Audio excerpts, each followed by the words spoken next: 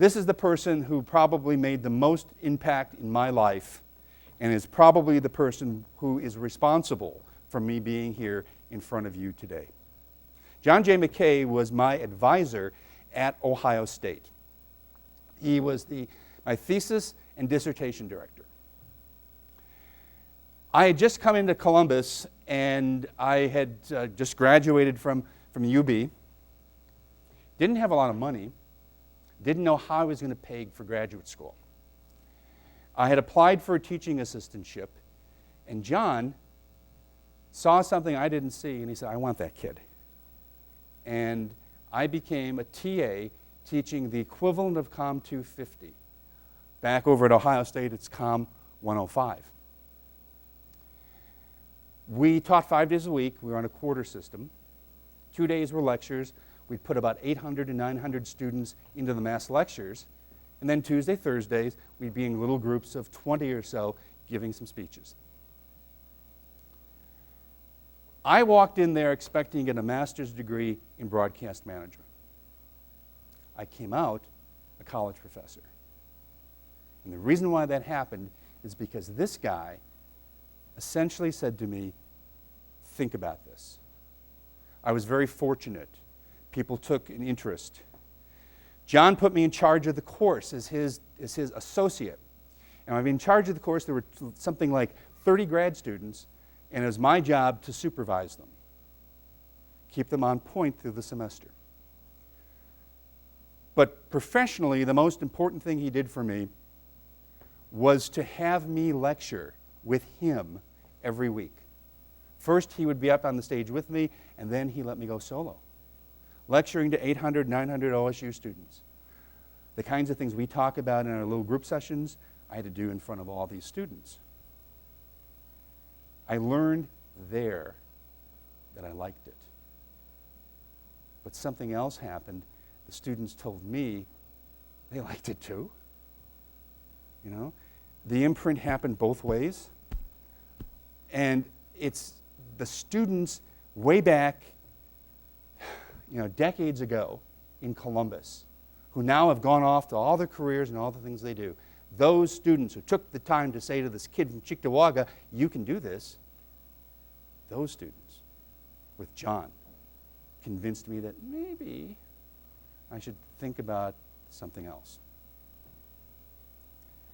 That's his daughter, Elizabeth, and she's now a young woman, a mother, and all that kind of business. This photo was taken circa 1972, excuse me. And, the imprints of the people, faculty friends, you know the story real well. We are making imprints on young lives. We are helping people to think and achieve. Those of you who are in the business world know every day you have the opportunity to do this. My advice is please do it. Take the time. Do the things you do. Because what happens is if you're really, really lucky, you will have a lifetime of joy from students. That joy comes from so many different places, so many different things.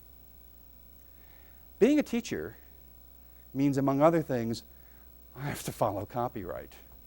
Okay? So you see there's a credit. I wanted to use this strip, and so I called the company that distributes this, ultimately sent them a little note telling what we're going to do, and they sent this warm and lovely letter back saying, use it with Lynn's love. So Lynn Johnston, who did this series for 25, 26 years called For Better or For Worse, she wraps up the strip about 2 years ago, and now they're running it again in real time. 25 years tracing a family in real time. So last December, we're at the point in the strip where young Michael is going to school. Young Michael is, like a lot of kids, kind of crazy. He'd rather entertain the class than get down to business. Dad says, oh, wait a minute, I know Michael's a good guy, but he feels like you're picking on him. The teacher's name is Mrs. Hardacre. Isn't that a great name? Mrs. Hardacre. And Mrs. Hardacre says, well, of course I'm picking on him. You know why? I wouldn't bother if I didn't think he had potential. Teachers care. We have limited time. We want you to succeed. But if you don't reciprocate, you don't let us know what's going on, we move on. There are other people who need us. Don't be the person who's been left behind. If someone isn't pushing you, picking on you, if someone isn't pushing you, you got to find out why. Because the people who push you are the people who love you. And the people who love you are the people who want you to succeed. And the people who want you to succeed are the ones who will be the most proud of you when you do. Right?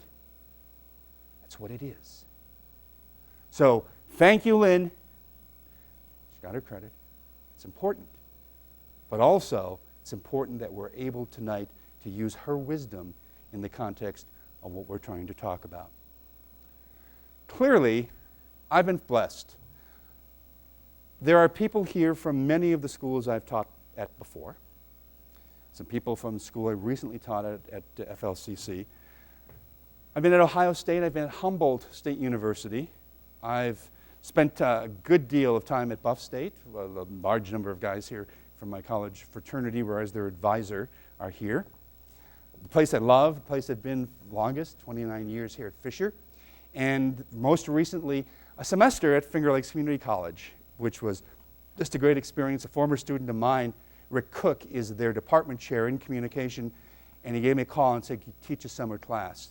I teach a fall class, rather. He did it in the summer, and I said, "Sure," and it was a lot of fun. We started with 18, we got down to 10. A lot of them dropped. At FLCC, you can drop a lot later than we can here without academic penalty. And Matt, remember what happened the night when everybody was gone? One night we went from 16 to 10. I don't know where the other 6 went. They might have figured, I don't think I'm going to get a good grade with this guy. But we had 10 really, really sharp people, one of them here tonight. And you know that what happened in that experience is they touched me, I think I touched them, and we had, thank you, and we had an experience that was phenomenal. So what does this mean? Where are these places?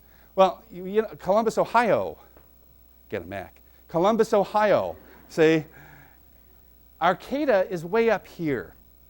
And I lived way over there in Cheektowaga, so I was at the other end of the country. By the way, Arcata is not Beach Boys music. We didn't surf up there unless you were in wetsuits because it was so cold. It's closer to Oregon. Okay? The football team is called the Lumberjacks. Okay? You know? So, I mean, it was not, you know, I knew that was coming, but I didn't expect dark, dank, and rainy all the time. You know? So coming to Buffalo was like relative sunshine, you know. Buff State, 5 years there, where I had a wonderful trip with lots of fine people. Fisher, yay. And then, yes, you can do that. And then, of course, the time at Finger Lakes. And so there's a little map, and here's what's coming. In case you wonder where Chattanooga is, it's on the border awfully close between Tennessee and Georgia. Atlanta is just a hop, step, and a jump away, and it's the next chapter for me down in Chattanooga, Tennessee. The house is being built as we speak, and it's moving along a lot faster than I thought. And when you're building a house 900 miles away, there are a lot of imprints, trust me. You know? So we're in the process of doing that. The truth is, my lifetime of joy came from you and the people like you.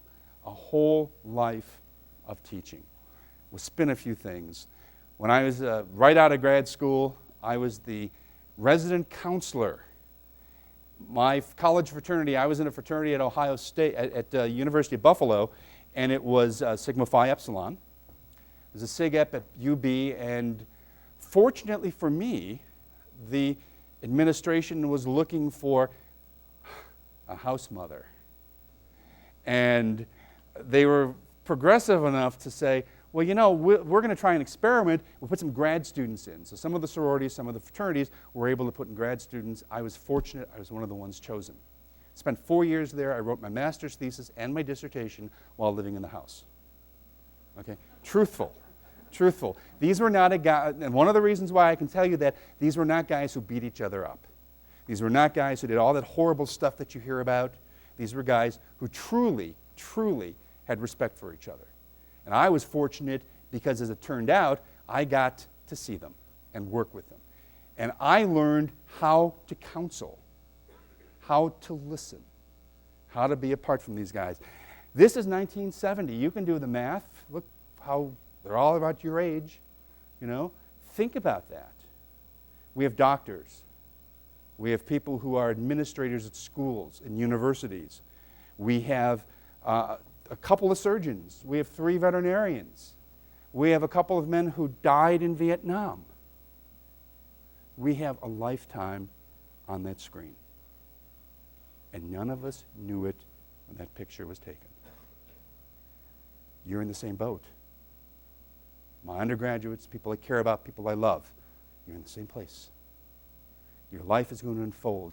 You will someday find a picture like this and go, wow, what happened? Hopefully, what happened is a great story. And hopefully, you've got all sorts of wonderful stories to tell. By the way, you know, there I am. The only guy in a shirt and tie because I was a counselor. You know, I wouldn't be in any of this kind of stuff. And I had a wonderful time with those guys. California was a big jump for me.